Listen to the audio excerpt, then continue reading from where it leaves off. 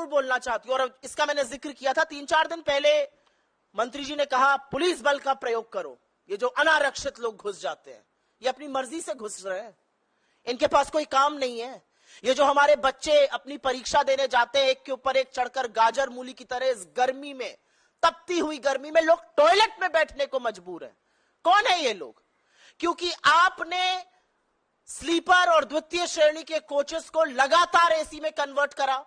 लोगों के पास इतना पैसा नहीं है कि वो एसी कोच में चल सके।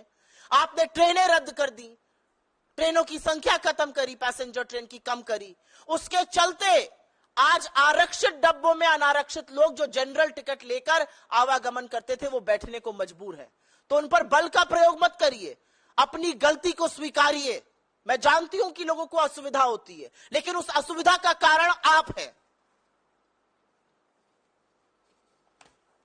और क्योंकि रेलवे सुरक्षा की बात हो रही है, तो थोड़ी बात हो जाए कि सरकार कर क्या रही है। ऐसा नहीं है सरकार के पास फंड नहीं है रेलवे सुरक्षा के लिए। इनफैक्ट सीएजी ने बताया है कि राष्ट्रीय रेल संरक्षा कोष RRSK में 20,000 करोड़ रुपए आने थे। 15,000 करोड़ रुपए केंद्र सरकार देती, 5,000 करोड़ रुपए रेलवे अपने रेवेन्यू से देता। 4 साल बाद जहां 20,000 करोड़ रुपए आने थे, वहां 4,225 करोड़ रुपए आए हैं, 1/4। ये इनकी सीरियसनेस है। ये रेलवे सुरक्षा के लिए सरकार की उदासीनता है। जिस संरक्षा कोष में 20,000 करोड़ रुपए आने थे, जिससे रेलवे की सिक्योरिटी होती, उसमें 4,225 करोड़ रुपए है। लेकिन अभी चौंकिए मत, क्योंकि चौंकने वाली बात आगे है।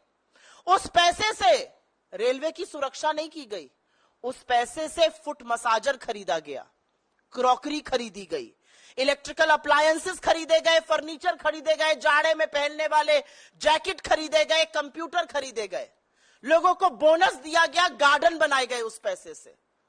उस पैसे से रेलवे को रेल यात्रा को सुरक्षित करना था, उससे क्रॉकरी और फर्नीचर खरीदा जा रहा था।